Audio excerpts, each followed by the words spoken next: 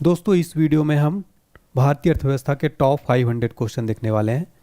मैं इस पूरे क्लास को एक ही वीडियो में ख़त्म करूंगा, इसलिए ये मोस्ट इंपॉर्टेंट टॉपिक है, चाहे आप किसी भी एग्ज़ाम की तैयारी कर रहे हो। फ्रेंड्स, सारे क्वेश्चन सेलेक्टेड और इम्पोर्टेंट है, प्रीवियस ईयर के भी क्वेश्चन है और भारतीय अर्थव्यवस्था का पूरा निचोड़ है। इस 500 क्वेश्चन को पढ़ने के बाद मैं पूरे गारंटी के साथ कह सकता हूँ कि इस टॉपिक से भारतीय अर्थव्यवस्था जो सब्जेक्ट है, यहाँ से आपका एक भी प्रश्न बाहर नहीं जाने वाला है। चलिए फिर स्टार्ट कर लेते हैं। हमारा क्वेश्चन नंबर फर्स्ट है दोस्तों, मानव की आर्थिक गतिविधियों का अध्ययन क्या कहलाता है? राइट आंसर है अर्थशास्त्र, यानी इकोनॉमिक्स जो है मानव की आर्थिक गतिविधियों का अध्ययन कहलाता है। आधुनिक अर्थशास्त्र का जनक कौन है? राइट आंसर है एडम स्मिथ, जो है ये आधुनिक अर्थव्यवस्था के जनक हैं। इनकी फोटो भी देख सकते हैं। द वेल्थ ऑफ नेशंस नामक पुस्तक किसने लिखी है? एडम स्मिथ ने 1776 ईस्वी में द वेल्थ ऑफ नेशंस नामक पुस्तक लिखी है। ये आप फोटो में भी देख सकते हैं। जब किसी देश को उसकी समस्त आर्थिक क्रियाओं के संदर्भ में परिभाषित करते हैं तो उसे क्या कहते हैं? अर्थव्यवस्था, यानी इकोनॉमी। नेक्स्ट क्वेश्चन है हमारा, भारतीय अर्थव्यवस्था का जनक कौन है? राइट आंसर हो जाएगा पीवी नरसिम्हा राव भारतीय अर्थव्यवस्था के जनक हैं और इनको भारत रत्न भी मिल चुका है पीवी नरसिम्हा राव जी को। उदारीकरण का जनक किसे कहा जाता है? राइट आंसर है डॉक्टर मनमोहन सिंह, भारत के पूर्व प्रधानमंत्री। इनको उदारीकरण का जनक कहा जाता है।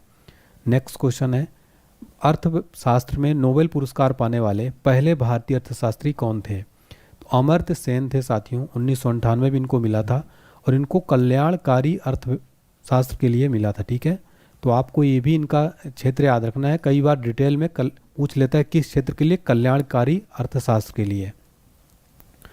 अमर्त्य सेन को किस वर्ष भारत रत्न दिया गया था?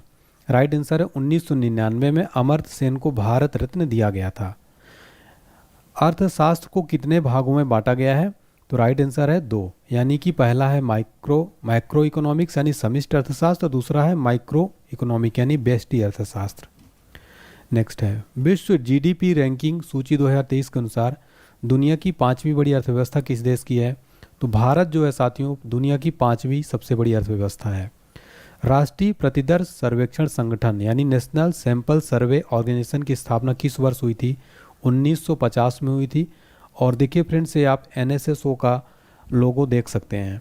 नेक्स्ट देखिए, राष्ट्रीय सांख्यिकी आयोग यानी नेशनल स्टैटिकल कमीशन की स्थापना किस समिति की अनुशंसा पर स्वीकार की गई थी? राइट आंसर है सी रंगराजन समिति की स्थापना, और इसकी स्थापना हुई थी 2005 में। इसका मुख्यालय कहाँ पर है साथियों? नई दिल्ली में। राष्ट्रीय सांख्यिकी आयोग के बारे में हमने यहाँ पर देखा है। ठीक है, तो इसका मुख्यालय भी फ्रेंड्स कई बार पूछ लेता है। देखिए फ्रेंड्स, जितने भी कम्पिटिटिव एग्जाम है, SSC, रेलवे, PSC, पुलिस या फिर कोई भी गवर्नमेंट कम्पिटिटिव एग्जाम हो, सारे टॉपिक, ये सारे एग्जाम्स के लिए टॉपिक हमारा है, क्योंकि आप लोग कमेंट करके पूछते रहते हैं। नेक्स्ट देखिए, राष्ट्रीय सांख्यिकी दिवस यानी नेशनल स्टैटिक्स डे प्रतिवर्ष किसके जन्म दिवस पर मनाया जाता है? तो राइट आंसर है PC महालनोबिस, यानी 29 जून को प्रतिवर्ष मनाया जाता है नेशनल स्टैटिक्स डे, राष्ट्रीय सांख्यिकी दिवस। वर्ष 1949 में भारत सरकार द्वारा नियुक्त राष्ट्रीय आय समिति के अध्यक्ष कौन थे? राइट आंसर है PC महालनोबिस। भारत में सर्वप्रथम राष्ट्रीय आय की गणना का प्रयास किसने और कब किया था? राइट आंसर है दादा भाई नौरोजी जी ने 1863 में किया था। इनको grand old man of India भी कहा जाता है फ्रेंड्स। ठीक है, नेक्स्ट देखिए, भारतीय अर्थव्यवस्था में सकल राष्ट्रीय उत्पाद में सबसे अधिक योगदान किस क्षेत्र का है? एग्जाम्स के लिए वेरी इंपॉर्टेंट क्वेश्चन है। राइट आंसर है तृतीयक क्षेत्र, इसको सेवा क्षेत्र भी कहा जाता है। ये भारतीय अर्थव्यवस्था में सबसे अधिक योगदान इसी क्षेत्र का, तृतीयक क्षेत्र का। मानव विकास सूचकांक यानी जो ह्यूमन डेवलपमेंट इंडेक्स है, किसके द्वारा जारी किया जाता है? तो UNDP के द्वारा, यानी कि इसका फुल फॉर्म होता है यूनाइटेड नेशंस डेवलपमेंट प्रोग्राम के द्वारा जारी किया जाता है। मानव विकास सूचकांक किसके द्वारा विकसित किया गया था?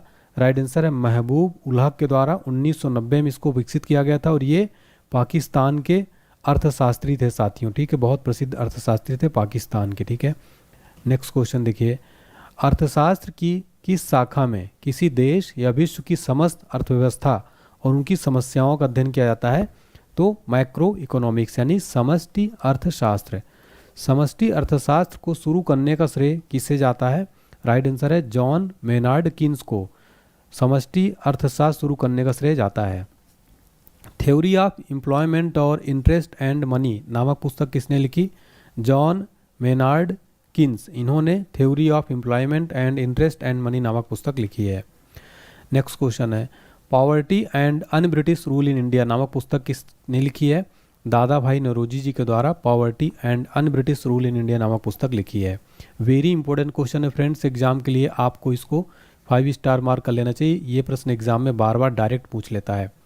दादा भाई नौरोजी ने अपनी पुस्तक poverty and un British rule in India में भारत में प्रति व्यक्ति आय कितनी बताई थी?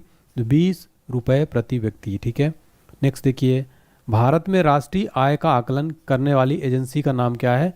केंद्रीय सांख्यिकी संगठन यानी CSO। केंद्रीय सांख्यिकी संगठन जो है साथियों भारत में राष्ट्रीय आय का आकलन करती है। किस प्रकार की अर्थव्यवस्था में निजी क्षेत्र और सरकारी क्षेत्र दोनों की समान भागीदारी होती है? तो मिश्रित अर्थव्यवस्था में फ्रेंड्स निजी और सरकारी क्षेत्र यानी कि प्राइवेट और गवर्नमेंट जो है दोनों का भागीदारी होती है, पार्टनरशिप होती है। भारत की अर्थव्यवस्था किस प्रकार की है? राइट आंसर है मिश्रित अर्थव्यवस्था है भारत की। मिश्रित अर्थव्यवस्था अपनाने वाला सर्वप्रथम देश कौन सा था? राइट आंसर है फ्रांस। ऐसी अर्थव्यवस्था जिसमें दूसरे देशों के साथ व्यापार करने पर कम से कम प्रतिबंध होता है, क्या कहते हैं उसको? खुली अर्थव्यवस्था। जैसे कि हांगकांग हो गया, सिंगापुर हो गया, इन देशों की अर्थव्यवस्था क्या है? ओपन इकोनॉमी है, यानी खुली अर्थव्यवस्था है जिसमें दूसरे देशों के साथ व्यापार करने पर कम से कम प्रतिबंध होता है। नेक्स्ट क्वेश्चन है, अर्थशास्त्र की किस शाखा में किसी व्यक्तिगत, परिवार या किसी फर्म का अध्ययन किया जाता है? राइट आंसर है माइक्रो इकोनॉमिक्स यानी कि व्यष्टि अर्थशास्त्र। नेक्स्ट है, ऐसी अर्थव्यवस्था जिसमें निजी क्षेत्रों की भागीदारी अधिक तथा सार्वजनिक क्षेत्रों की भागीदारी न्यूनतम हो, वह किस प्रकार की अर्थव्यवस्था कहलाती है? तो राइट आंसर हो जाएगा इसको पूंजीवादी अर्थव्यवस्था को क्या कहते हैं? जिसमें प्राइवेट सेक्टर की भागीदारी ज़्यादा हो और पब्लिक सेक्टर की भागीदारी उसमें कम हो, उसको पूंजीवादी अर्थव्यवस्था कहा जाता है। किस प्रकार की अर्थव्यवस्था में अधिकतम लाभ और न्यूनतम कल्याण नीति अपनाई जाती है? पूंजीवादी अर्थव्यवस्था में अधिकतम लाभ और न्यूनतम कल्याण नीति अपनाई जाती है। किस प्रकार की अर्थव्यवस्था में उत्पादन, आपूर्ति और कीमत सरकार द्वारा तय किया जाता है? तो समाजवादी अर्थव्यवस्था में उत्पादन, आपूर्ति और कीमत गवर्नमेंट द्वारा तय की जाती है। न्यूनतम लाभ और अधिकतम कल्याण की नीति किस अर्थव्यवस्था के अंतर्गत अपनाई गई है? तो राइट आंसर है समाजवादी अर्थव्यवस्था के अंतर्गत। नेक्स्ट क्वेश्चन देखिए, विश्व के किस देश द्वारा मुख्य रूप से समाजवादी अर्थव्यवस्था को अपनाया गया है?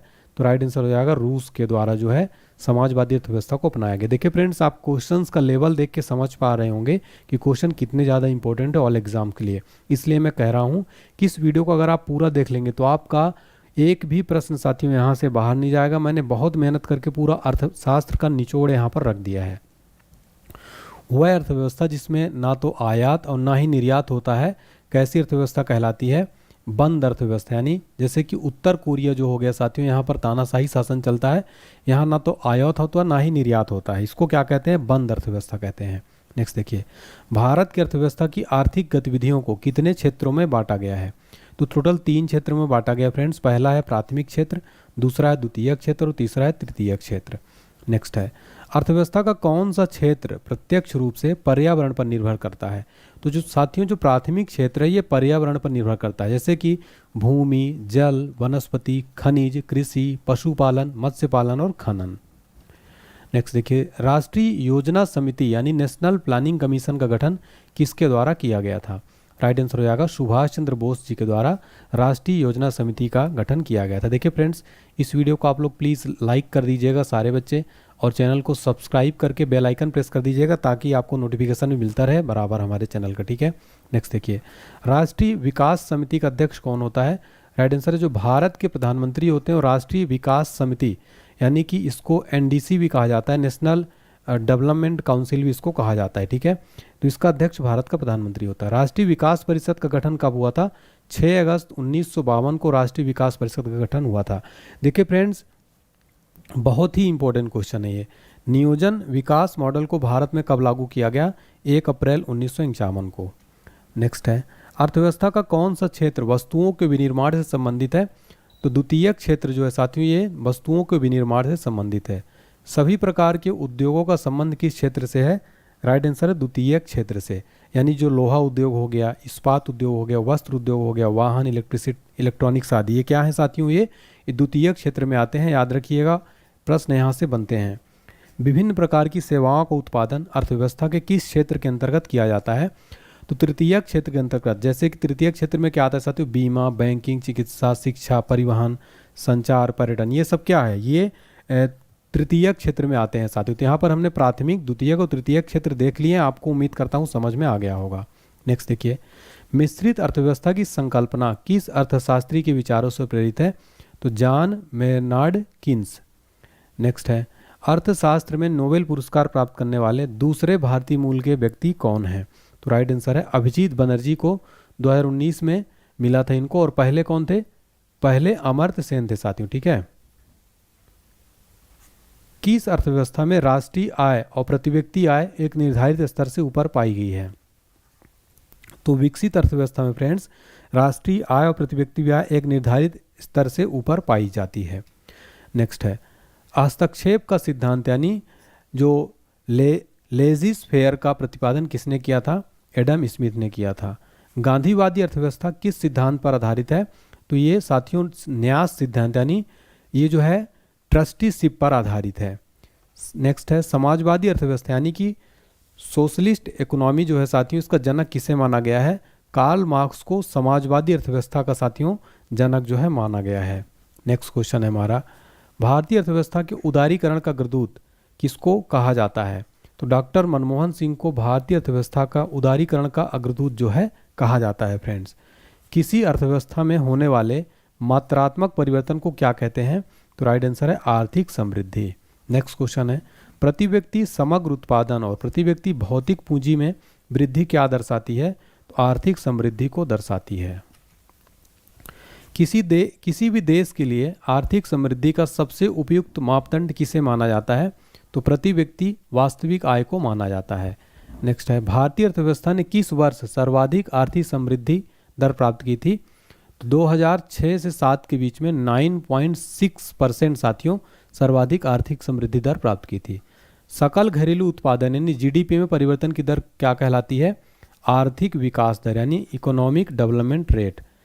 हिंदू वृद्धि दर यानी हिंदू ग्रोथ रेट का संबंध किससे है? राष्ट्रीय आय से है फ्रेंड्स। ठीक है, हिंदू ग्रोथ रेट का। भारत में सिक्कों की ढलाई किन स्थानों पर होती है? तो मुंबई, कोलकाता, हैदराबाद और नोएडा में सिक्कों की ढलाई होती है। याद रखिएगा, 1988 में स्थापना की गई। कहाँ पर? मुंबई, कोलकाता, हैदराबाद और नोएडा में सिक्कों की ढलाई होती है। नेक्स्ट, भारत में 1 रुपया का नोट किसके द्वारा जारी किया जाता है? तो वित्त मंत्रालय के द्वारा 1 रुपया का नोट जारी किया जाता है। नेक्स्ट देखिए, 1 रुपये के नोट पर किसके हस्ताक्षर होते हैं? तो वित्त सचिव के हस्ताक्षर होते हैं फ्रेंड्स 1 रुपये के नोट पर। इस क्वेश्चन को फ्रेंड्स आप ना जो है 5 स्टार मार्क कर लेना, यहाँ से डायरेक्ट एग्जाम में प्रश्न बनते हैं। नेक्स्ट देखिए, 1 रुपये के अलावा अन्य नोटों पर किसके हस्ताक्षर होते हैं? तो आरबीआई गवर्नर के साथियों। 1 रुपये के अलावा जो अन्य नोटों पर किसके हस्ताक्षर होते हैं? आरबीआई गवर्नर के। भारत में देश के विदेशी मुद्रा भंडार का विरक्षक कौन है? तो आरबीआई है यानी कि रिजर्व बैंक ऑफ इंडिया। फिर हमारा नेक्स्ट क्वेश्चन देखते हैं फ्रेंड्स। नेक्स्ट क्वेश्चन है, केंद्रीय सांख्यिकी संगठन तथा राष्ट्रीय प्रतिदर सर्वेक्षण कार्यालय का विलय कर किस नई संस्था को स्थापित किया गया? तो राइट आंसर है राष्ट्रीय सांख्यिकी कार्यालय यानी नेशनल स्टैटिस्टिकल ऑफिस। नेक्स्ट है, भारत में आर्थिक नियोजन की पृष्ठभूमि किसने तैयार की थी? एमएस विश्वेश्वरैया ने 1934 में तैयार की थी फ्रेंड्स। नेक्स्ट देखिए, वर्ष 1944 में गांधीवादी योजना किसने प्रतिपादित की थी? नारायण अग्रवाल ने। नेक्स्ट क्वेश्चन है, भारतीय संविधान में आर्थिक तथा सामाजिक नियोजन को किस अनुसूची का विषय बनाया गया है? राइट आंसर हो जाएगा समवर्ती सूची का। नेक्स्ट है, भारत में आर्थिक नियोजन के उद्देश्य से पंचवर्षीय योजनाओं का निर्माण कब से किया गया था? 1 अप्रैल 1951 से। नेक्स्ट क्वेश्चन है हमारा, भारत में पंचवर्षीय योजनाओं के निर्माण के लिए किस आयोग का गठन किया गया था? तो राइट आंसर हो जाएगा फ्रेंड्स योजना आयोग का गठन किया गया था भारत में पंचवर्षीय योजनाओं के निर्माण के लिए। नेक्स्ट देखिए, योजना आयोग का गठन कब किया गया था? तो 15 मार्च 1950 को फ्रेंड्स योजना आयोग का गठन किया गया था। वेरी इंपॉर्टेंट है। नेक्स्ट देखिए, पंचवर्षीय योजनाओं के निर्माण के लिए गठित योजना आयोग की अध्यक्षता किसके द्वारा की जाती थी? तो राइट आंसर हो जाएगा प्रधानमंत्री के द्वारा साथियों की जाती थी। किसके द्वारा पंचवर्षीय योजनाओं को मंजूरी दी जाती थी? तो राष्ट्रीय विकास परिषद के द्वारा जो है दी जाती थी, क्योंकि अभी वर्तमान में साथियों योजना आयोग के स्थान पर नीति आयोग का गठन किया गया है। आगे मैं आपको डिटेल में बताऊंगा। राष्ट्रीय विकास परिषद का गठन कब किया गया था? राइट आंसर है 6 अगस्त 1952 को। भारत में किस व्यक्ति द्वारा पंचवर्षीय योजना की अवधारणा पेश की गई थी? सही उत्तर है जवाहरलाल नेहरू जी के द्वारा। पहली पंचवर्षीय योजना का कार्यकाल कब से कब तक रहा? 1951 से 1956 तक। प्रथम पंचवर्षीय योजना किस मॉडल पर आधारित थी? राइट आंसर है हेराल्ड डोमर मॉडल पर। प्रथम पंचवर्षीय योजना में किस क्षेत्र को उच्च प्राथमिकता दी गई? कृषि को। किस सिंचाई परियोजना को प्रथम पंचवर्षीय योजना काल के दौरान शुरू किया गया था? राइट आंसर है भाखड़ा नागल परियोजना, दामोदर नदी घाटी परियोजना और ब्यास परियोजना। इन तीनों परियोजनाओं को पहली पंचवर्षीय योजना के दौरान जो है शुरू किया गया था। नेक्स्ट है किस देश से भारत में पंचवर्षीय योजना को अपनाया गया है? तो राइट आंसर है रूस। साथियों जो पंचवर्षीय योजना है भारत में रूस से अपनाया गया है। नेक्स्ट देखिए भारतीय संविधान में आर्थिक और सामाजिक योजना को किस सूची में रखा गया है? तो राइट आंसर हो जाएगा समवर्ती सूची में। नेक्स्ट क्वेश्चन है फ्रेंड्स, द्वितीय पंचवर्षीय योजना का कार्यकाल कब से कब तक रहा? तो राइट आंसर हो जाएगा 1956 से 1961 तक। द्वितीय पंचवर्षीय योजना किस मॉडल पर आधारित था? पीसी महाल नोबिस मॉडल पर आधारित था दूसरी पंचवर्षीय योजना। फ्रेंड्स ये जो योजना मॉडल है ना, ये एग्जाम में यहाँ से बहुत बार प्रश्न बनते हैं और मैं बार बार इसलिए कह रहा हूँ आपको फ्रेंड्स, क्योंकि ये बहुत इंपॉर्टेंट टॉपिक है। आप यहाँ से लगभग कम से कम आप 8 से 10 प्रश्न साथियों लगभग जीएस में यहाँ से बनते हैं अर्थव्यवस्था में। ठीक है, नेक्स्ट देखिए द्वितीय पंचवर्षीय योजना में किस क्षेत्र को प्राथमिकता दी गई थी? उद्योग या खनिज को। नेक्स्ट है द्वितीय पंचवर्षीय योजना के दौरान कौन कौन से बड़े कारखाने स्थापित किए गए थे? तो ध्यान रखिएगा दुर्गापुर, भिलाई और राउरकेला। फ्रेंड्स देखिए ये क्वेश्चन डायरेक्ट एग्जाम में बनता है। किस व्यक्ति को भारतीय आर्थिक योजना का जनक कहा जाता है? सर एम विश्वेश्वरैया को भारतीय आर्थिक योजना का जनक इनको कहा जाता है। तृतीय पंचवर्षीय योजना का कार्यकाल कब से कब तक रहा? 1961 से 66 तक तृतीय पंचवर्षीय योजना का कार्यकाल रहा। तृतीय पंचवर्षीय योजना का मुख्य उद्देश्य क्या था? अर्थव्यवस्था को आत्मनिर्भर बनाना तृतीय पंचवर्षीय योजना का मुख्य उद्देश्य था। किस पंचवर्षीय योजना में कृषि और उद्योग दोनों को प्राथमिकता दी गई थी? तृतीय पंचवर्षीय योजना में कृषि और उद्योग दोनों को प्राथमिकता दी गई थी। Bokaro iron and steel industry की स्थापना किस देश की सहायता से की गई? तो ये रूस की सहायता से झारखंड में की गई थी 1964 में फ्रेंड्स। ठीक है, तो जो बोकारो आयरन एंड स्टील जो इंडस्ट्री है ये रूस की सहायता से स्थापित किया गया था। किस क्रांति की शुरुआत तृतीय पंचवर्षीय योजना के कार्यकाल के समय हुई थी? तो हरित क्रांति की शुरुआत हुई थी फ्रेंड्स। ठीक है, भारत में हरित क्रांति का जनक किस कृषि वैज्ञानिक को कहा जाता है? तो याद रखिएगा एमएस स्वामीनाथन को। और फ्रेंड्स इनको 2024 में भारत रत्न सम्मान जो कि भारत का सर्वोच्च पुरस्कार है फ्रेंड्स, इनको जो है दिया गया है। ठीक है, मरणोपरांत दिया गया। तृतीय पंचवर्षीय योजना के असफल होने का मुख्य कारण क्या था? तो एक तो भारत चीन युद्ध जो कि 1962 में, दूसरा भारत पाक युद्ध 1965 में, तीसरा अभूतपूर्व सूखा। इसलिए तीसरी पंचवर्षीय योजना क्या हो गई थी? असफल हो गई थी। चतुर्थ पंचवर्षीय योजना का कार्यकाल कब से कब तक रहा? 1969 से 1974 तक जो है साथियों चतुर्थ पंचवर्षीय योजना का कार्यकाल रहा। देखिए फ्रेंड्स अगर आपको मेरी वीडियो पसंद आती है तो कमेंट सेक्शन में फीडबैक जरूर दीजिएगा आपको मेरी क्लास कैसी लग रही है। अभी तो आपको पूरे 400 क्वेश्चन और करने हैं कंप्लीट इसी वीडियो में। वीडियो थोड़ा लंबा होगा, आप इसलिए बीच में साथियों इसको 2 पार्ट में भी देख सकते हैं। किस पंचवर्षीय योजना के समय कृषि वृद्धि दर सर्वाधिक रही थी? तो चतुर्थ पंचवर्षीय योजना के समय कृषि वृद्धि दर सर्वाधिक रही थी।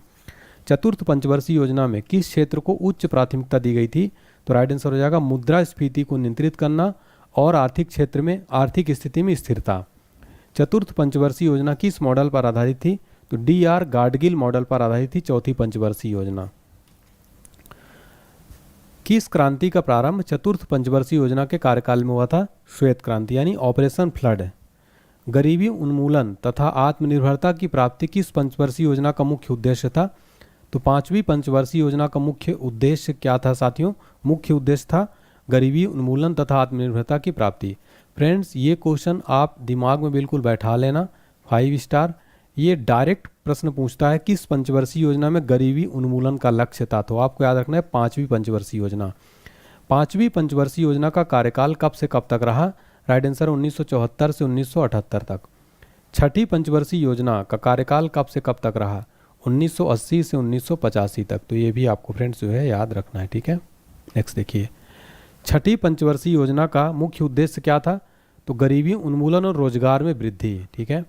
लुढ़कती हुई योजना यानी कि रोलिंग प्लान का संबंध किस योजना से है? अनवरत योजना। और आपको बता दें कि जनता पार्टी की सरकार द्वारा मोरारजी देसाई के नेतृत्व में 1978 से 83 अवधि के लिए बनाई गई थी अनवरत योजना। नेक्स्ट देखिए, भोजन, काम और उत्पादन का नारा किस पंचवर्षीय योजना के कार्यकाल में दिया गया था? 7वीं पंचवर्षीय योजना के कार्यकाल में दिया गया था। 7वीं पंचवर्षीय योजना का कार्यकाल कब से कब तक रहा? 1985 से 1990 तक। 7वीं पंचवर्षीय योजना निम्न में से किस मॉडल पर आधारित थी? डब्ल्यू मिलर मॉडल पर। 7वीं पंचवर्षीय योजना का मुख्य उद्देश्य क्या था? रोजगार के अधिक अवसर जुटाना, न्याय पर आधारित सामाजिक प्रणाली, देसी तकनीकी का विकास। फ्रेंड्स, अर्थव्यवस्था के सारे टॉपिक इस वीडियो में हम देखेंगे। किस योजना का आरंभ 7वीं पंचवर्षीय योजना के समय हुआ था? तो जवाहर रोजगार योजना का प्रारंभ 7वीं पंचवर्षीय योजना के समय हुआ था। किस पंचवर्षीय योजना के काल में प्रधानमंत्री रोजगार योजना की शुरुआत हुई थी? 8वीं पंचवर्षीय योजना के समय। 8वीं पंचवर्षीय योजना में किस क्षेत्र को सर्वोच्च प्राथमिकता दी गई थी? तो राइट आंसर है मानव संसाधन का विकास, रोजगार का विकास, शिक्षा व जन स्वास्थ्य। किस पंचवर्षीय योजना के अंतर्गत राष्ट्रीय महिला कोष की स्थापना की गई थी? तो राइट आंसर हो जाएगा 8वीं पंचवर्षीय योजना के दौरान। भारत सरकार द्वारा गरीब महिलाओं को संपत्ति निर्माण के लिए लघु ऋण उपलब्ध कराने के लिए संस्था की स्थापना की गई थी। तो राष्ट्रीय महिला कोष की कब की गई थी? 1993 में। देश में गरीबी और बेरोजगारी को समाप्त करना किस पंचवर्षीय योजना का मुख्य उद्देश्य था? तो 10वीं पंचवर्षीय योजना का मुख्य उद्देश्य था। तीव्रतम एवं समावेशी विकास किस पंचवर्षीय योजना का मुख्य उद्देश्य था? राइट आंसर हो जाएगा 11वीं पंचवर्षीय योजना। योजना आयोग को खत्म करके नीति आयोग का गठन किस पंचवर्षीय योजना के कार्यकाल में किया गया था? तो 12वीं पंचवर्षीय योजना में किया गया था 2012 से 17 में। नीति आयोग का गठन कब किया गया? राइट आंसर हो जाएगा साथियों 1 जनवरी 2015 को। नीति का फुल फॉर्म यहाँ पर होगा national institution for transforming India, ठीक है। तो याद रखिएगा। नीति आयोग का पदेन अध्यक्ष कौन होता है? तो प्रधानमंत्री इसके जो है पदेन अध्यक्ष होते हैं नीति आयोग के। नेक्स्ट देखिए, सर्व शिक्षा अभियान की शुरुआत किस पंचवर्षीय योजना में हुई थी?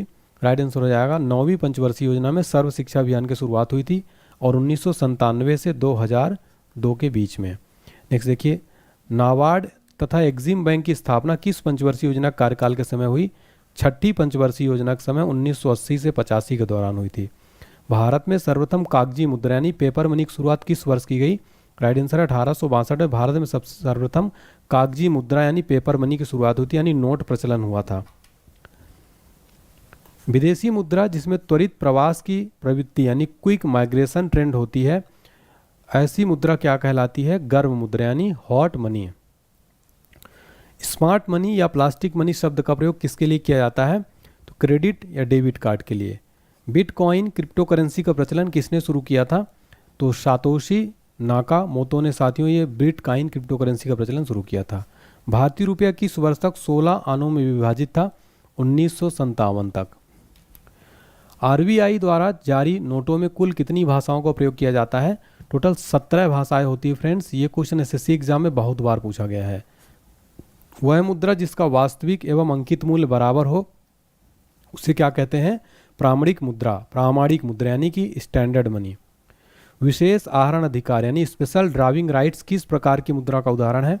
तो ये एक आर्टिफिशियल मुद्रा यानी कि कृत्रिम मुद्रा। आर्टिफिशियल हिंदी में कृत्रिम कहते हैं। भारत में मुद्रा गुणक यानी मनी मल्टीप्लायर को किस रूप में परिभाषित किया जाता है? आरक्षित मुद्रा के रूप में। पोस्टल ऑर्डर, डिमांड ड्राफ्ट तथा चेक किस प्रकार की मुद्रा के प्रकार हैं? तो ये साथियों ऐच्छिक मुद्रा यानी ऑप्शनल मनी।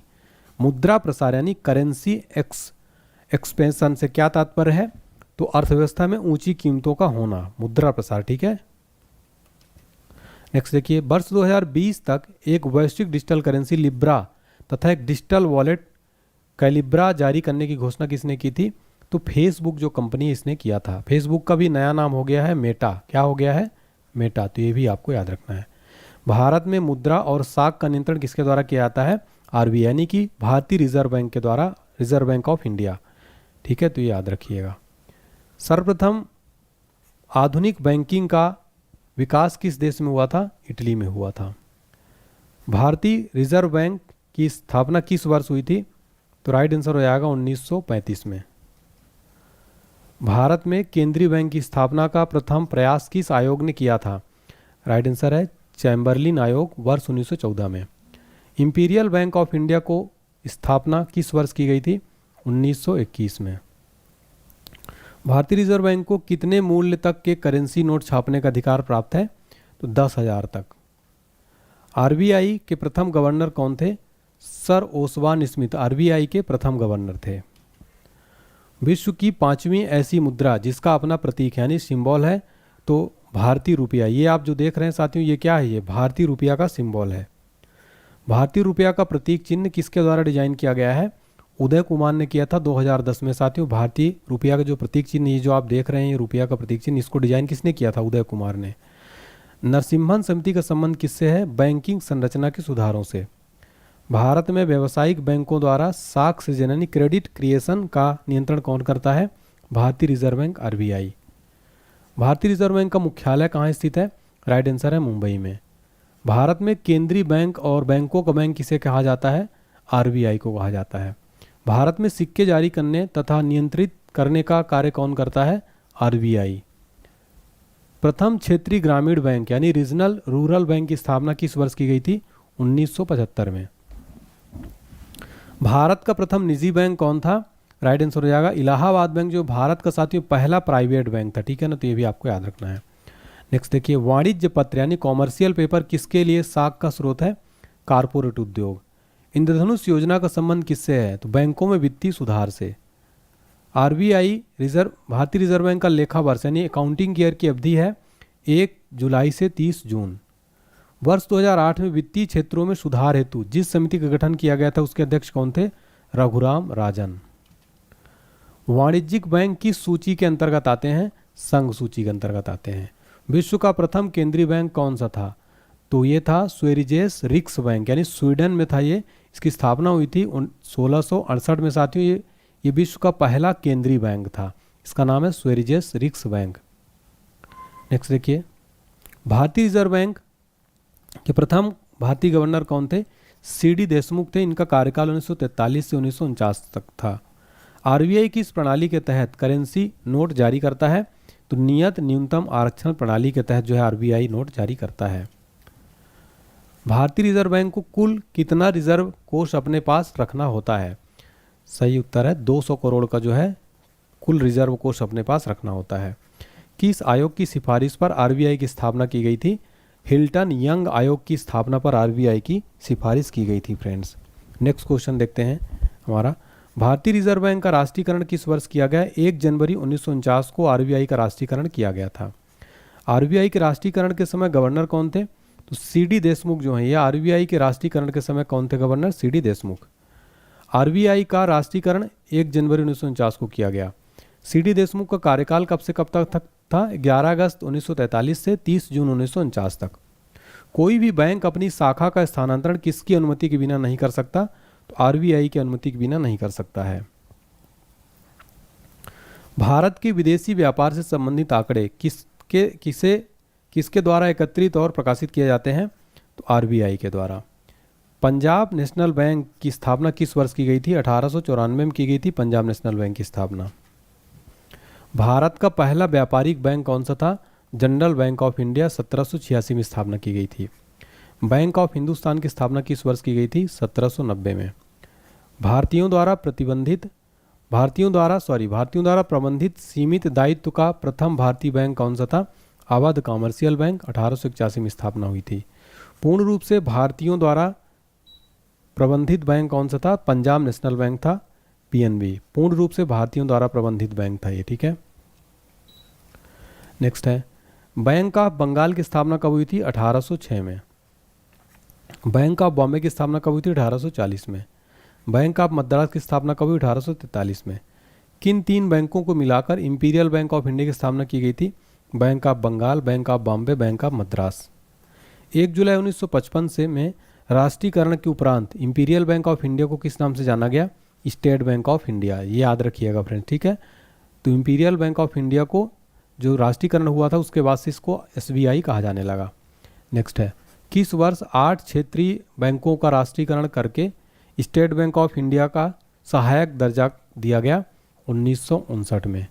एसबीआई की विज्ञापन पंक्ति क्या है? Win you all the way. Bharat का सबसे बड़ा व्यापारिक बैंक कौन सा है? वो है एसबीआई यानी state bank of India. State bank of India का मुख्यालय कहाँ स्थित है? इसका मुख्यालय मुंबई में है। इसकी स्थापना 1 जुलाई 1955 को हुई थी। भारत में कितने करेंसी नोट छापने की प्रेस है?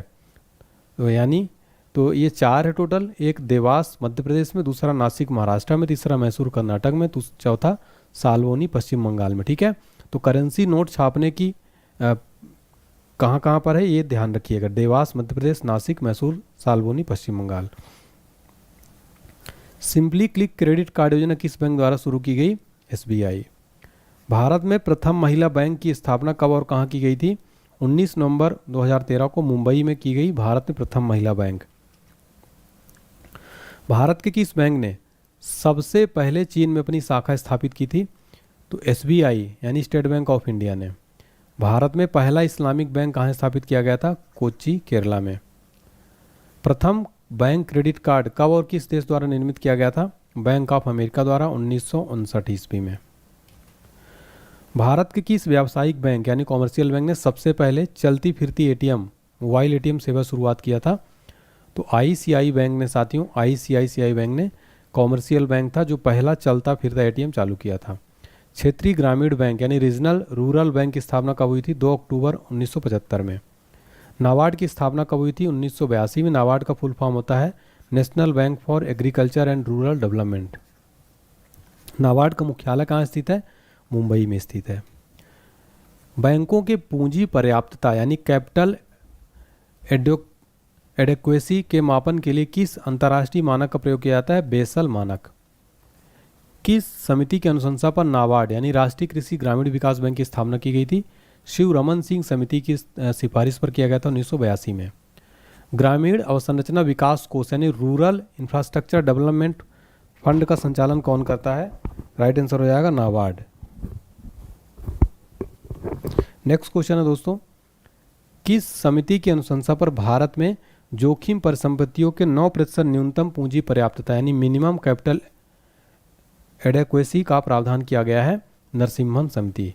कर्ज को लौटाने में समर्थ होने के बावजूद जानबूझकर कर्ज न लौटाने वाले ऋणी को किस नाम से जाना जाता है? तो इसको इरादतन चूक करता। आयात निर्यात बैंक यानी एग्जिम बैंक कब स्थापित हुआ था? 1982 में।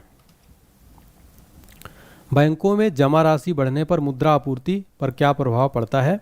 राइट आंसर है मुद्रा आपूर्ति बढ़ती है। रेखी समिति का संबंध किससे है? राइट आंसर है अप्रत्यक्ष कर के संबंध में सुझाव हेतु। जब निश्चित समयावधि में अधिकांश वस्तुओं एवं सेवाओं के मूल्यों में सामान्य स्तर से अधिक वृद्धि होने लगती तो उसे क्या कहते हैं? मुद्रास्फीति यानी इन्फ्लेशन। नेक्स्ट है, भारत में मुद्रास्फीति की दर माप किस आधार पर किया जाता है? उपभोक्ता मूल्य सूचकांक, थोक मूल्य सूचकांक तथा श्रमिक के जीवन निर्वाह सूचकांक के आधार पर। औद्योगिक कर्मकारों के लिए उपभोक्ता कीमत सूचकांक कौन जारी करता है? श्रम ब्यूरो। जब वस्तुओं के मूल्य में वृद्धि होती है तो मुद्रा के मूल्य में कमी किस कारण आती है? मुद्रास्फीति के कारण। मुद्रास्फीति एवं बेरोजगारी दर के मध्य संबंध किसके द्वारा दर्शाया जाता है? तो राइट आंसर हो जाएगा फिलिप्स वक्र के द्वारा। वाणिज्य बैंक यानी कॉमर्शियल बैंक सरकार को किस माध्यम से उधार देता है? सांविधिक तरलता अनुपात के माध्यम से जो है कॉमर्शियल बैंक सरकार वाणिज्य बैंक को यानी कि जो वाणिज्य बैंक है सरकार को किस माध्यम से उधार देता है? तो एसएलआर यानी कि सांविधिक तरलता अनुपात। भारत में व्यापारिक बैंकों की देनदारियों में सबसे महत्वपूर्ण अंश किसका है? सावधि जमा यानी फिक्स्ड डिपॉजिट। हेलीकॉप्टर मुद्रा की अवधारणा का प्रतिपादन सर्वप्रथम किस अमेरिकी अर्थशास्त्री ने किया था? Milton Friedman. वह स्थिति जब मुद्रास्फीति और मुद्रा अपस्फीति की अवस्था साथ साथ उपस्थित है उसे क्या कहते हैं? उसको कहते हैं स्क्यूफ्लेशन। नेक्स्ट है, मुद्रास्फीति एवं मंदी की एक साथ उपस्थिति क्या दर्शाती है?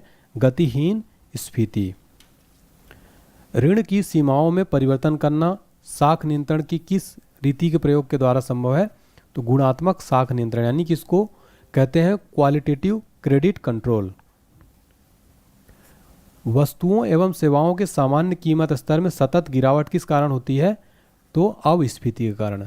मौद्रिक नीतियों की समीक्षा कितने अंतराल पर की जाती है? प्रत्येक 2 माह के उपरांत पर मौद्रिक नीतियों की समीक्षा की जाती है। नगद आरक्षित अनुपात यानी कि कैश रिजर्व रेशियो और खुला बाजार कार्रवाई किसके साधन है? मौद्रिक नीति के। मौद्रिक नीति का निर्माण भारत में किसके द्वारा किया जाता है? आरबीआई यानी रिजर्व बैंक ऑफ इंडिया के द्वारा। आरबीआई जिस दर पर वाणिज्यिक बैंकों को ऋण प्रदान करता है उसे क्या कहते हैं? इसको बैंक दर या बैंक रेट भी कहते हैं। वेरी इंपॉर्टेंट क्वेश्चन है। अल्पकालीन आवश्यकताओं की पूर्ति हेतु जिस ब्याज दर पर कॉमर्शियल बैंक रिजर्व बैंक से ऋण प्राप्त करते हैं उसे क्या कहते हैं? रेपो रेट कहते हैं। रेपो रेट का नियमन कौन करता है? तो भारत का आरबीआई करता है। अल्पकालीन अवधि के लिए जिस ब्याज दर पर रिजर्व बैंक द्वारा कॉमर्शियल बैंक से नकदी प्राप्त की जाती है उसे क्या कहते हैं? रिवर्स रेपो रेट कहा जाता है। फ्रेंड्स याद रखिएगा, ठीक है। हमारा नेक्स्ट क्वेश्चन है दोस्तों, भारतीय रिजर्व बैंक के पास विभिन्न व्यावसायिक बैंकों की कुल जमा एवं आरक्षित राशि का निर्धारण भाग क्या कहलाता है? नगद आरक्षित अनुपात। राज्य भविष्य निधि के अंतर्गत सरकार से प्राप्त मुद्रा को किस कोष में जमा किया जाता है? सार्वजनिक लेखा निधि में। भारत में मुद्रास्फीति मानक की सबसे लोकप्रिय माप क्या है? उपभोक्ता मूल्य सूचकांक, ठीक है। भारत में कर्मचारियों के महंगाई भत्ते का निर्धारण किस आधार पर किया जाता है? उपभोक्ता कीमत सूचकांक के आधार पर। ऑपरेशन द्विष्ट किसके द्वारा प्रारंभ किया गया है? रिजर्व बैंक द्वारा। अनुसूचित वाणिज्यिक बैंक किसानों एवं ग्राहकों को जिस दर पर ऋण देते हैं उस दर को क्या कहते हैं? उस दर को आधार दर यानी बेस रेट कहते हैं। उपभोक्ता मूल्य सूचकांक की गणना किस आधार पर की जाती है? तो वस्तुओं और सेवाओं दोनों की कीमतों के आधार पर। वस्तुओं और सेवाओं की मांग की अपेक्षा आपूर्ति अधिक हो जाए तो इनकी कीमतों में गिरावट आती है। इसे क्या कहते हैं? इसे मुद्रा संकुचन यानी डिफ्लेशन कहते हैं। मौद्रिक नीति समिति के अध्यक्ष कौन होते हैं? रिजर्व बैंक के गवर्नर होते हैं। मौद्रिक नीति समिति में कुल कितने सदस्य होते हैं? टोटल 6 सदस्य होते हैं। इसमें 3 सदस्य आरबीआई के प्रतिनिधि, 3 सदस्य की नियुक्ति केंद्र सरकार द्वारा की जाती है। वे ऋण जिनकी ब्याज दर परिवर्तनशील होती है क्या कहलाती है? Floating rate loans. नेक्स्ट है, औद्योगिक प्रतिभूतियों के अंतर्गत किसे शामिल किया जाता है? Share and debenture. नेक्स्ट है, वे प्रतिभूतियां जिनकी परिपक्वता अवधि 365 दिन से अधिक की होती है क्या कहलाती हैं? बॉन्ड। प्रारंभिक सार्वजनिक प्रस्ताव के माध्यम से विश्व में सर्वाधिक पूंजी जुटाने वाली कंपनी कौन सी है? सऊदी आरामको, जो सऊदी अरब की है। बुलिश और बियरिश अवधारणा किससे संबंधित है? ये शेयर बाजार से रिलेटेड है। नेक्स्ट है, सेबी यानी भारतीय प्रतिभूति और विनिमय बोर्ड की स्थापना किस वर्ष की गई थी? 12 अप्रैल 1988 को। भारतीय स्टॉक मार्केट का विनियमन और पर्यवेक्षण किसके द्वारा किया जाता है? सेबी के द्वारा। सेबी का मुख्यालय कहाँ स्थित है? तो मुंबई में स्थित है। देखिए फ्रेंड्स, सेबी का फुल फॉर्म होता है इंग्लिश में securities and exchange board of India. SEBI के क्षेत्रीय मुख्यालय कहाँ कहाँ स्थित है? कोलकाता, दिल्ली और चेन्नई में जो है सेबी के क्षेत्रीय मुख्य कार्यालय स्थित हैं। सेबी का संपूर्ण प्रबंधन कितने सदस्यों की देखरेख में होता है? टोटल 6 सदस्यों की देखरेख में होता है। सेबी के अध्यक्ष का कार्यकाल कितने वर्ष का होता है? टोटल 3 वर्ष का। राष्ट्रीय शेयर बाजार नेशनल स्टॉक एक्सचेंज की स्थापना की संतुष्टि किस समिति ने की थी? पेरवानी समिति 1991 में। राष्ट्रीय शेयर बाजार का मुख्यालय कहाँ स्थित है? मुंबई के वर्ली में। बॉम्बे स्टॉक एक्सचेंज की स्थापना किस वर्ष की गई थी? 1875 में। नेक्स्ट है, बॉम्बे स्टॉक एक्सचेंज कहाँ स्थित है? राइट आंसर दलील स्ट्रीट मुंबई में, जो है दलाल स्ट्रीट मुंबई में स्थित है बॉम्बे स्टॉक एक्सचेंज। विश्व का पहला संगठित शेयर बाजार कहाँ स्थापित किया गया था? राइट आंसर नीदरलैंड्स में एम्स्टर्डम स्टॉक एक्सचेंज 1602 में, ठीक है, तो ये याद रखिएगा। अमेरिका स्टॉक एक्सचेंज में सूचीबद्ध होने वाली प्रथम भारतीय कंपनी कौन सी थी? इन्फोसिस। मुंबई स्टॉक एक्सचेंज का संवेदी शेयर सूचकांक क्या है? सेंसेक्स है, BSE, ठीक है। नेक्स्ट देखिए, राष्ट्रीय स्टॉक एक्सचेंज यानी NSE का संवेदी सूचकांक, संवेदी शेयर सूचकांक क्या है? निफ्टी या 50। गिल्ड एज्ड बाजार किससे संबंधित है? सरकारी प्रतिभूतियों के बाजार से, ठीक है। गिल्ड एज्ड जो है सरकारी प्रतिभूतियों के बाजार से।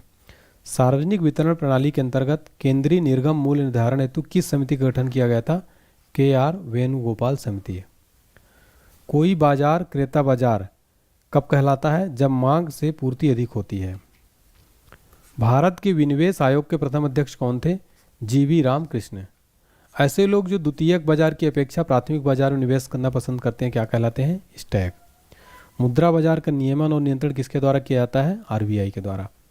भारत सरकार द्वारा 1993 में रंगराजन समिति की नियुक्ति किस लिए की गई थी? पूंजी विनिवेश के लिए।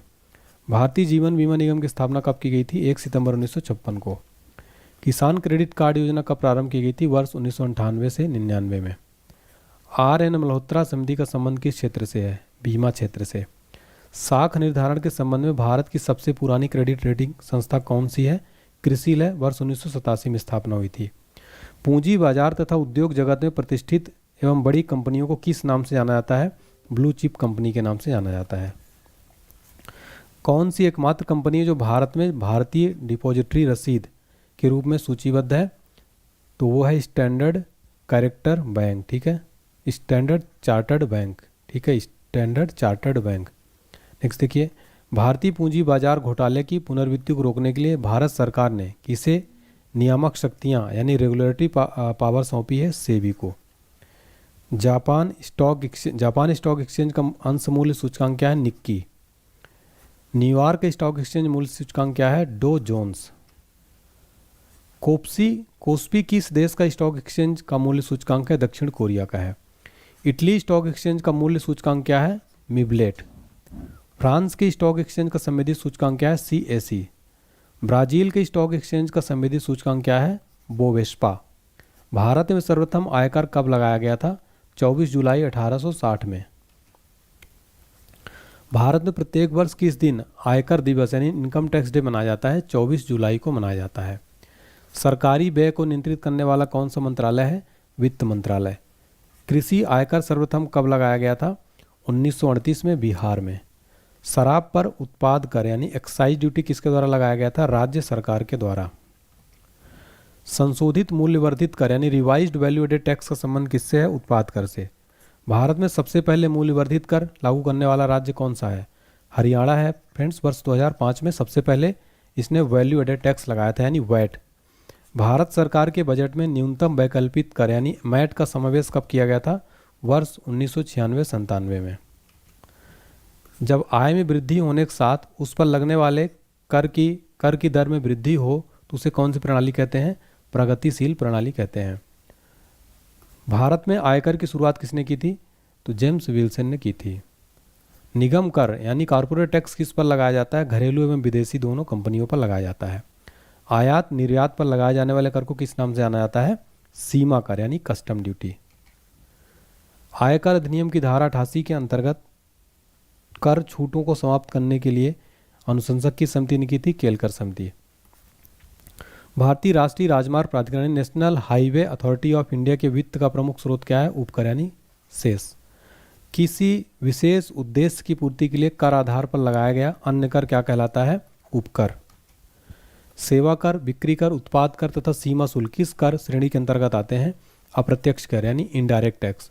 व्यक्तिगत आयकर, निगम कर, उपहार कर, संपत्ति कर, ब्याज कर तथा प्रतिभूति व्यवहार कर किस प्रकार कर की श्रेणी में आते हैं? केंद्र सरकार की प्रत्यक्ष कर श्रेणी में। भू राजस्व कर, कृषि आयकर, व्यवसाय कर, रोजगार पर कर तथा पथ कर किस प्रकार के टैक्स में आते हैं? ये तो राज्य सरकार की डायरेक्ट टैक्स श्रेणी में आते हैं यानी प्रत्यक्ष कर की श्रेणी में आते हैं। नेक्स्ट देखिए, बिक्री कर, व्यापार कर, स्टाम्प शुल्क, व्यवसाय टैक्स, ठीक है, राज्य उत्पाद टैक्स, वाहनों पर टैक्स, शिक्षा उपकर, सट्टेबाजी पर टैक्स, डीजल पेट्रोल पर बिक्री कर किस प्रकार का कर की श्रेणी में आते? राज्य सरकार की इनडायरेक्ट टैक्स। ठीक है। व्यक्तिगत रूप से समाज के लिए हानिकारक वस्तुओं और सेवाओं पर लगाया जाने वाला कर क्या कहलाता है? सिन टैक्स। स्टाम्प शुल्क का आरोपण किसके द्वारा आरोपित किया जाता है? केंद्र सरकार के द्वारा। स्टाम्प शुल्क का संग्रह और विनियोजन कौन करता है? राज्य सरकार। पहली बार सेवा कर किस वर्ष शुरू किया गया था? 1994-95 में। कर के ऊपर लगाया गया अतिरिक्त कर क्या कहलाता है? अधिभार यानी सरचार्ज। भारत में जीएसटी को अपनाने वाला पहला राज्य कौन सा था? असम था। ठीक है, याद रखिएगा। कर ढांचे में सुधार के लिए सुझाव देने हेतु किस समिति का गठन किया गया? चलैया समिति 1991 में। भारत में सबसे ज्यादा राजस्व किससे प्राप्त होता है? उत्पाद शुल्क से। वाचू समिति का संबंध किस कार्य क्षेत्र से है? प्रत्यक्ष कर से। एल.के. झा समिति का संबंध किस कार्य क्षेत्र से है? प्रत्यक्ष कर से। पार्थ सारथी शीम समिति का संबंध किस से है? कर नीति से। वाईवी रेड्डी समिति का संबंध किस से है? आयकर छूटों की समीक्षा से। केलकर समिति का संबंध किस कार्य क्षेत्र से है? प्रत्यक्ष एवं परोक्ष कर से। नीति आयोग के उपाध्यक्ष नियुक्ति कौन करता है? भारत के प्रधानमंत्री। थोक मूल्य सूचकांक यानी WPI कौन जारी करता है? वाणिज्य और उद्योग मंत्रालय द्वारा। विवाद से विश्वास योजना किससे संबंधित है? विवादित कर राशि के भुगतान से। वैट सिद्धांत का प्रतिपादन किसने किया था? विल्हेम वॉन सीमेंस ने 1918 में। राज्य स्तर पर वैट किस कर के स्थान पर लागू हुआ था? बिक्री कर पर। काले धन को सफेद करने की प्रक्रिया क्या कहलाती है? मनी लॉन्ड्रिंग यानी मनी लॉन्ड्रिंग कहलाती है। वर्ष 2012 से मनी लॉन्ड्रिंग पर रोक लगाने के उद्देश्य से कौन सा नया कर लगाया गया? एंजल टैक्स जो लगाया गया साथियों। अब इसको लेकिन इस बजट 2024 में साथियों एंजल टैक्स को क्या कर दिया गया? खत्म कर दिया गया है। कौन सा नियम या कानून कर चोरी करने वाली की पहचान करता है? गार यानी कि जनरल एंटी अवॉइडेंस रूल। ठीक है। बाजार की सकारात्मक गतिविधियों से उत्पन्न नकारात्मक प्रभावों पर आरोपित कर को क्या कहते हैं? Pythagoras tax. भारत में वस्तु और सेवा कर गुड्स एंड सर्विस टैक्स की व्यवस्था कब से लागू की गई? 1 जुलाई 2017 से। भारतीय जीएसटी मॉडल किस देश के उपभोग वैट मॉडल पर आधारित है? कनाडा। भारतीय संविधान के किस संशोधन द्वारा जीएसटी को लागू किया गया था? 101वें संविधान संशोधन के द्वारा। जीएसटी परिषद का अध्यक्ष कौन होता है? केंद्रीय वित्त मंत्री। विश्व में सर्वप्रथम किस देश ने जीएसटी लागू किया था? फ्रांस ने 1954 में। जीएसटी परिषद में सम्मिलित कुल सदस्यों की संख्या कितनी है? 33। जीएसटी में भारत में जीएसटी पारित करने वाला पहला राज्य कौन सा है? असम है। इस क्वेश्चन में 5 स्टार मार्क कर लेना आप। ठीक है। भारत में जीएसटी लागू करने का सुझाव किसने दिया था? विजय केलकर समिति ने। सर्वप्रथम जीएसटी बिल का प्रारूप तैयार करने वाली समिति के अध्यक्ष कौन थे? असीम दास गुप्ता। जीएसटी पंजीकरण के कुल कितने अंक हैं? टोटल जीएसटी में 15 अंक होते हैं। भारत में जीएसटी का प्रस्ताव कब लाया गया था? 2000 में। जीएसटी दिवस कब मनाया जाता है? 1 जुलाई को प्रतिवर्ष जीएसटी दिवस मनाया जाता है। जीएसटी की चोरी करने में कितने साल की सजा का प्रावधान है? 5 वर्ष का। संविधान के किस अनुच्छेद के तहत जीएसटी परिषद का गठन किया गया है? अनुच्छेद 279A के तहत। जीएसटी के कितने प्रकार है? 3 प्रकार हैं, SGST, CGST और IGST। जीएसटी नेटवर्क के साथ जुड़ी भारत की 2 बड़ी कंपनी कौन सी? इन्फोसिस और विप्रो। बजट किस प्रकार का लेख पत्र है? सरकार की राजकोषीय नीति का। भारत में बजट प्रणाली की शुरुआत करने का श्रेय किस वायसराय को जाता है? लॉर्ड कैनिंग को। भारत में प्रथम बजट कब प्रस्तुत किया गया? 18 फरवरी 1860 को। भारतीय संविधान सरकार को किस अनुच्छेद के अंतर्गत सार्वजनिक बजट बनाने की अधिकारिता प्रदान करती है? तो अनुच्छेद 112। भारत की प्रथम पूर्णकालिक महिला वित्त मंत्री कौन है? निर्मला सीतारमन है। भारतीय संविधान के किस अनुच्छेद में वार्षिक वित्तीय विवरण का उल्लेख है, जिसे सामान्यतः बजट कहा जाता है, लेकिन संविधान बजट शब्द का उल्लेख नहीं है? तो 112। देखिए फ्रेंड्स, इसमें जो है वार्षिक वित्तीय विवरण यानी एनुअल फाइनेंशियल स्टेटमेंट का उल्लेख है, लेकिन इसमें संविधान में बजट शब्द का उल्लेख नहीं है। वार्षिक वित्तीय विवरण का अनुच्छेद 112 में उल्लेख है। भारतीय बजट व्यवस्था का जनक किसे माना जाता है? जेम्स विल्सन को। जेम्स विल्सन ने फ्रेंड्स 1860 को ब्रिटिश भारत का प्रथम बजट पेश किया, इसलिए जेम्स विल्सन को भारत में बजट प्रणाली का जनक कहा जाता है। उस समय जेम्स विल्सन ब्रिटिश सरकार के वित्त मंत्री थे।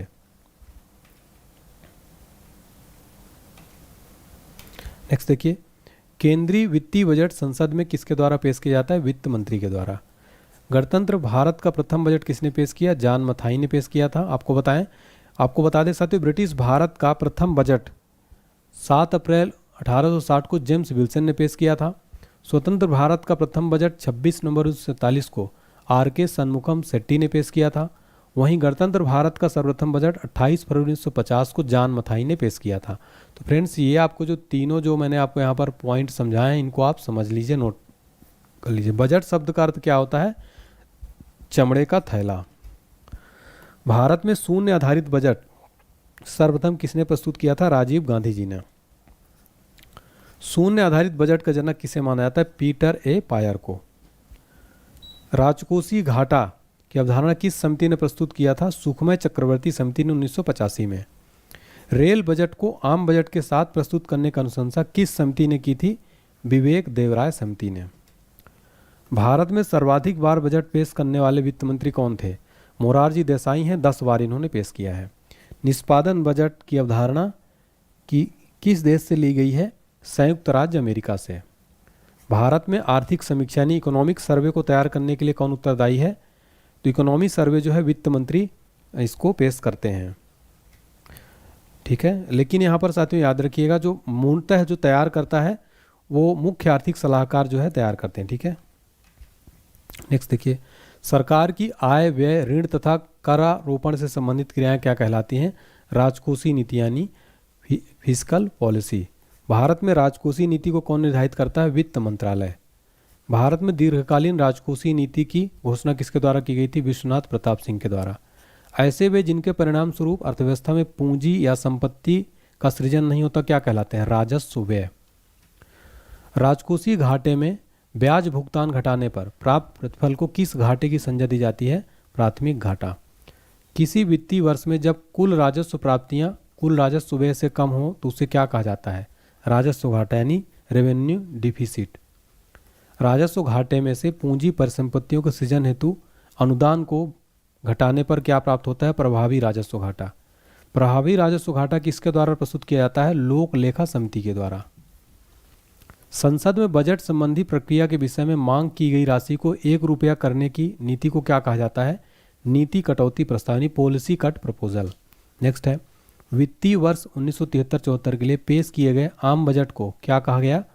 ब्लैक बजट इसको कहा गया। शून्य आधारित बजट यानी जीरो वेस्ट बजट को अन्य किस नाम से जाना जाता है? सूर्यास्त बजट यानी सनसेट बजट। वर्ष 1948-49 में बजट में पहली बार अंतरिम शब्द यानी इंटरिम वर्ड का प्रयोग किसने किया था? R.K. शनमुखम शेट्टी ने।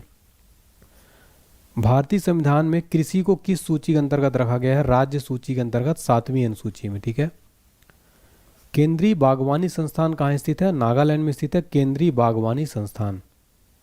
कृषि मूल्य आयोग यानी एग्रीकल्चर प्राइस कमीशन की स्थापना किस वर्ष की गई थी? सही उत्तर है 1965 में। नेक्स्ट है, कृषि मूल्य आयोग का नाम बदल करके कृषि लागत और मूल्य आयोग कब किया गया? वर्ष 1985 में।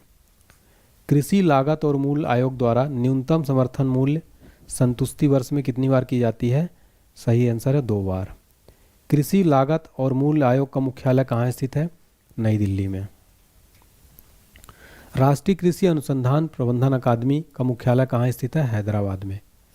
1 हेक्टेयर से कम कृषि भूमि क्या कहलाती है? सीमांत जोत। गन्ने की उचित और लाभप्रद कीमत को कौन अनुमानित करता है? आर्थिक मामलों की मंत्रिमंडलीय समिति। भारत में विश्व कृषि संगणना कार्यक्रम के अंतर्गत प्रथम कृषि संगणना फर्स्ट एग्रीकल्चर सेंसस कब की गई थी? 1970 में। मौसम आधारित फसल बीमा योजना सर्वप्रथम किस राज्य द्वारा लागू की गई? कर्नाटक द्वारा। भारत सरकार ने किस लिए कीमत स्थिरीकरण कोष यानी प्राइस स्टेबलाइजेशन फंड की स्थापना का निर्णय लिया है? चाय, कॉफ़ी, रबर और तंबाकू की कीमतों को स्थिर रखने के लिए भारत सरकार ने प्राइस स्टेबलाइजेशन फंड की स्थापना किया है। राष्ट्रीय खाद्य सुरक्षा मिशन किस वर्ष प्रारंभ किया गया था? 2007-8 में। राष्ट्रीय विशेष कृषि उपज योजना मुख्य रूप से किससे संबंधित है? निर्यात योग्य कृषि मूल्य से। एशिया का पहला मेगा फूड पार्क कहाँ स्थित है? गेतल सूद, रांची में। राष्ट्रीय चावल शोध संस्थान कहाँ स्थित है? कटक में। भारतीय गन्ना प्रजनन संस्थान कहाँ है? कोयम्बटूर में। भारतीय डेयरी अनुसंधान संस्थान कहाँ है? करनाल में। केंद्रीय कॉफी अनुसंधान संस्थान कहाँ है? कुर्ग में। जूट कृषि अनुसंधान संस्थान कहाँ है? बैरकपुर में। टिड्डी चेतावनी संगठन कहाँ है? जोधपुर में। तो टिड्डी चेतावनी संगठन कहाँ है? जोधपुर में। टिड्डी चेतावनी संगठन, यहाँ पर थोड़ा सा साथियों बोलने में मिस्टेक हुई, इसके लिए मैं माफ़ी चाहता हूँ। राष्ट्रीय मत्स्य उद्योग विकास बोर्ड कहाँ है? हैदराबाद में। राष्ट्रीय जैव उर्वरक विकास केंद्र कहाँ है? गाजियाबाद में। पशु चिकित्सा और जीव विज्ञान संस्थान कहाँ है? बेंगलुरु में। पशु स्वास्थ्य संस्थान कहाँ है? जालंधर में। लघु किसान कृषि व्यापार संघ कहाँ है? नई दिल्ली में। भारतीय चारागाह एवं चारा अनुसंधान संस्थान कहाँ है? झांसी में। सरकार खाद्य पदार्थों का क्रय किस मूल्य पर करती है? अधिप्राप्ति मूल्य पर है, यानी कि याद रखिए, ठीक है। खाद्यान्न की अधिप्राप्ति वितरण और भंडारण करने वाली नोडल एजेंसी कौन सी है? भारतीय खाद्य निगम, ठीक है, फूड कॉरपोरेशन ऑफ इंडिया। प्रथम विश्व खाद्य पुरस्कार किसे और कब दिया गया था? याद रखिएगा 1987 में, याद रखिएगा 1987 में MS स्वामीनाथन को, ठीक है ना। नेक्स्ट क्वेश्चन देखते हैं हमारा। दीर्घकालिक कृषि ऋण किसके द्वारा प्रदान किया जाता है? भूमि विकास बैंक के द्वारा। नेक्स्ट, भारत में प्रथम औद्योगिक नीति की घोषणा कब और किसके द्वारा की गई थी? राइट आंसर हो जाएगा श्यामा प्रसाद मुखर्जी के द्वारा 6 अप्रैल 1948 में। भारत में लघु स्तर का मुख्य उद्योग कौन सा है? हथकरघा उद्योग, यानी हैंडलूम इंडस्ट्री। BSNL की स्थापना किस वर्ष हुई थी? सन 2000 में।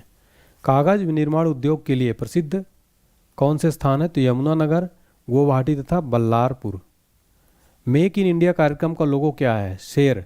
इसकी शुरुआत हुई थी 25 सितंबर 2014 में मोदी जी के द्वारा। भारत में मिल निर्मित कपड़े का सर्वाधिक उत्पादक राज्य कौन सा है? गुजरात। नेक्स्ट देखिए, भारत में उद्योग हेतु लाइसेंसिंग प्रणाली का आधार क्या है? तो वह है उद्योग अधिनियम 1951। भारत सरकार द्वारा महारत्न योजना की शुरुआत कब की गई थी? राइट आंसर हो जाएगा दिसंबर 2009 में। भारत का सबसे बड़ा संगठित और एवं व्यापक उद्योग कौन सा है? वो है कपड़ा उद्योग, जो भारत का सबसे संगठित और व्यापक उद्योग। भारत की सिलिकॉन वैली किस शहर को कहते हैं? तो फ्रेंड्स, बेंगलुरु को कहते हैं। उदारीकरण, निजीकरण और भूमंडलीकरण की नई आर्थिक नीति घोषणा किस वर्ष की गई थी? 1991 में। नई आर्थिक नीति यानी 1991 किस सरकार के द्वारा लाई गई थी? राइट आंसर हो जाएगा नरसिम्हा राव सरकार के द्वारा फ्रेंड्स लाई गई थी। सूक्ष्म लघु मध्यम विकास अधिनियम यानी MSMDA कब पारित किया गया? याद रखिए साथियों, सन 2006 में जो है पारित किया गया था। नेक्स्ट है, कारपोरेट सोशल रिस्पॉन्सिबिलिटी संबंधी कानून सर्वप्रथम किस देश ने बनाया था? राइट आंसर हो जाएगा भारत ने। उद्योगों का वार्षिक सर्वेक्षण किसके द्वारा किया जाता है? राष्ट्रीय प्रतिदर्श सर्वेक्षण यानी NSSO के द्वारा। भारत में उदार औद्योगिक नीति किस वर्ष अपनाई गई थी? 1991 में। सूचना क्रांति के जनक किसे कहा जाता है? आर्थर सी क्लार्क को। मीरा सेठ समिति किससे संबंधित है? हथकरघा के विकास से। सत्यम समिति का संबंध किससे है? राइट आंसर हो जाएगा वस्त्र नीति से। भारत में पर्यटन और होटल उद्योग के विकास का उत्तरदायित्व किस पर है? राइट आंसर हो जाएगा भारत पर्यटन विकास निगम। नायक समिति का संबंध किससे है? राइट आंसर हो जाएगा लघु उद्योग से। आधुनिक सभ्यता के विकास के लिए सबसे मूलभूत उद्योग किसे माना जाता है? लौह इस्पात उद्योग को माना जाता है। हिंदुस्तान एरोनॉटिक्स लिमिटेड किससे संबंधित है? राइट आंसर हो जाएगा वायुयानों के उत्पादन से। राउरकेला इस्पात संयंत्र की स्थापना किस वर्ष की गई थी? राइट आंसर है 1955 में। राउरकेला इस्पात संयंत्र भारत किस राज्य में स्थित है? ओडिशा में। भारत के किस इस्पात संयंत्र की स्थापना में जर्मनी सहयोगी देश के रूप में था? तो राउरकेला इस्पात संयंत्र में। छत्तीसगढ़ में स्थित भिलाई इस्पात संयंत्र की स्थापना किस वर्ष की गई थी? 1955 में। भिलाई इस्पात संयंत्र की स्थापना किस देश के सहयोग से हुई थी? रूस के सहयोग से। दुर्गापुर इस्पात संयंत्र भारत के किस राज्य में स्थित है?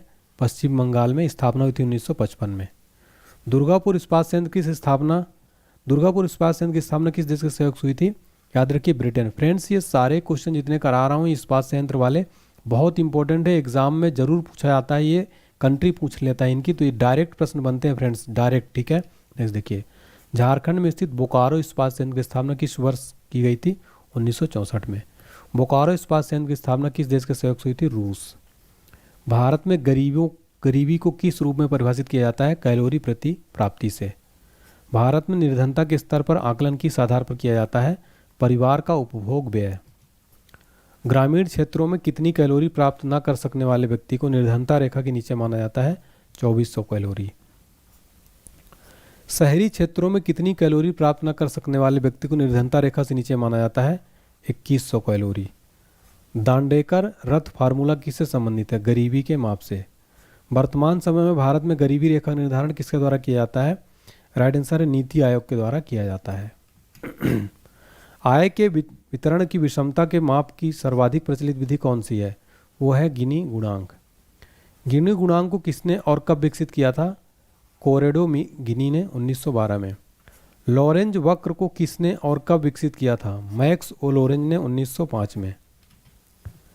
निर्धनता के दुष्चक्र का सिद्धांत किसके द्वारा दिया गया था? प्रोफेसर रेगनर नर्से के द्वारा। ठीक है। विसिसियस साइकिल ऑफ पॉवर्टी। गरीबी उन्मूलन का नारा किस पंचवर्षीय योजना में दिया गया था? 6वीं पंचवर्षीय योजना में। भारत में गरीबी की गहनता के माप के लिए सबसे उपयुक्त मानदंड क्या है? बहुआयामी गरीबी सूचकांक। बहुआयामी सूचकांक की गणना में किसे इकाई माना है? परिवार को। भारत में अधिकांश बेरोजगारी किस श्रेणी की है? तो राइट आंसर है संरचनात्मक यानी स्ट्रक्चर्ड।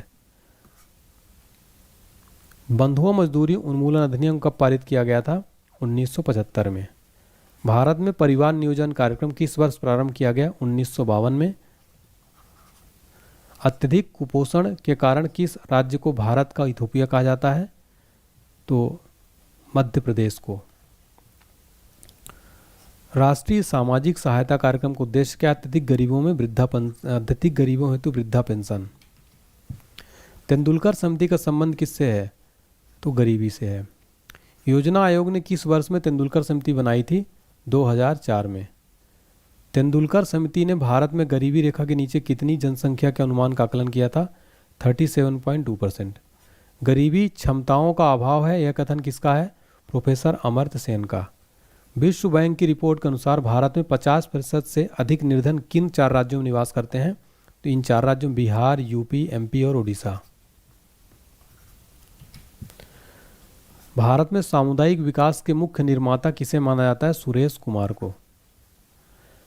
ट्राइसेम कार्यक्रम किससे संबंधित है? राइट आंसर है ग्रामीण विकास से। भारत सरकार द्वारा चलाया गया मिशन इंद्रधनुष 2014 का संबंध किससे है?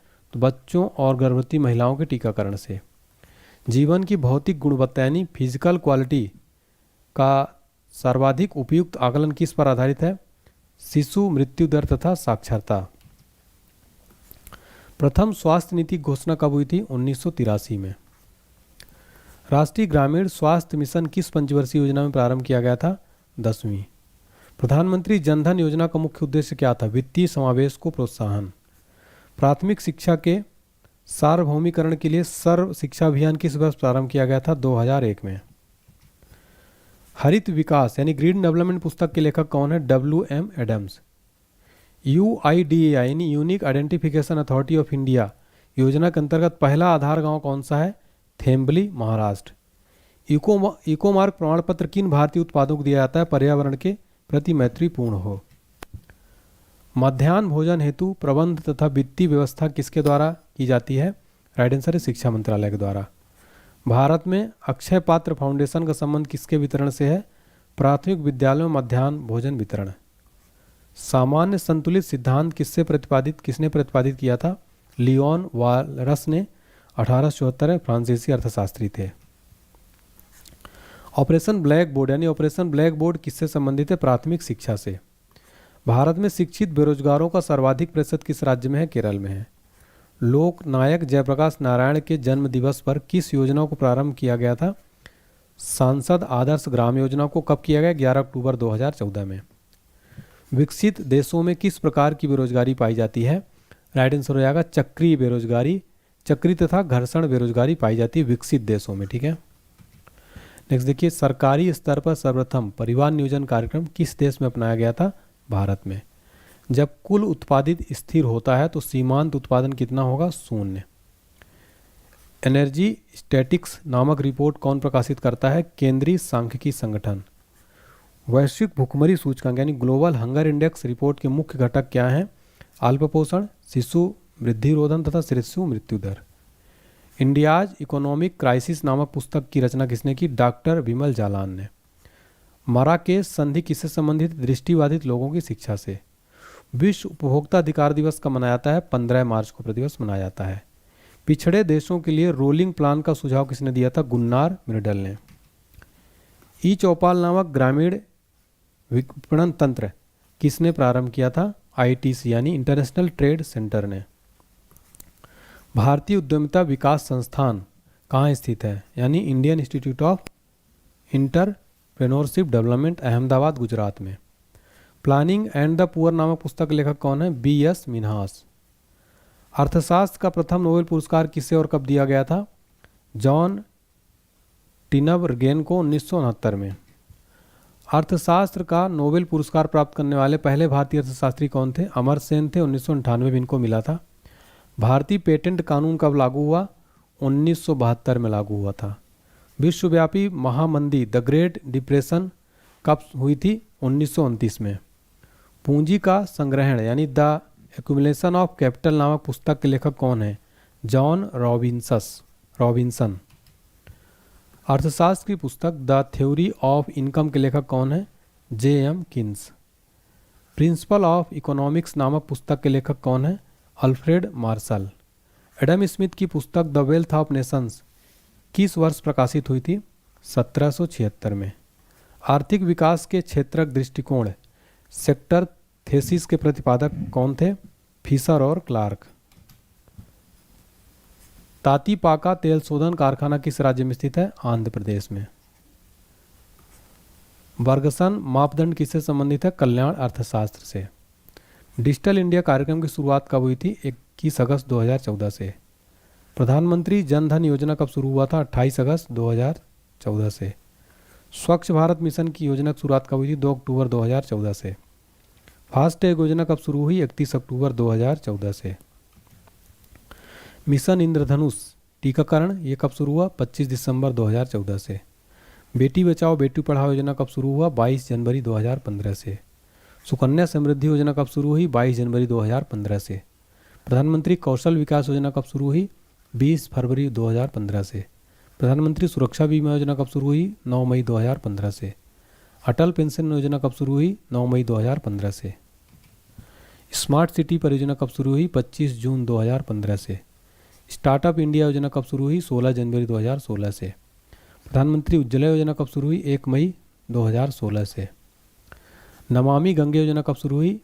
7 जुलाई 2016 से। प्रधानमंत्री ग्रामीण डिजिटल साक्षरता योजना कब शुरू हुई? 8 फरवरी 2017 से।